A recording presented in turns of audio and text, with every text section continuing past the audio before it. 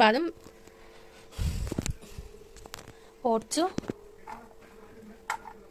Walnuts, flax seeds, chia, pumpkin, watermelon seeds, మకాన్ అన్ని dry roast చేసుకోవాలి.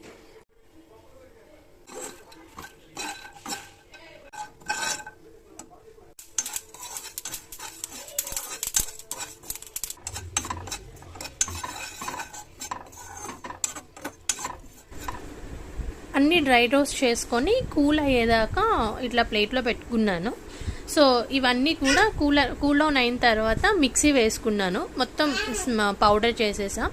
Taste కోసం కొంచెం బెల్లం పౌడర్ యాడ్ చేశాను. యాడ్ చేసిన తర్వాత కొంచెం నెయ్యితోటి దాన్ని ముద్దలుగా పిసికాను. కొంచెం పౌడర్ కూడా పక్కన పెట్టాను. సో పిల్లలైతే ఇష్టంగా తింటారని నాకు అర్థమైంది. ఇది నేను ఫస్ట్ టైం ట్రై చేశాను. సో నాకు ఫస్ట్ టైం కాబట్టి షేప్ అయితే రాలేదు, డోంట్ మైండ్. బట్ టేస్ట్ అయితే చాలా బాగుంది. కన్నయ్య ఎంజాయ్ చేస్తున్నాడు.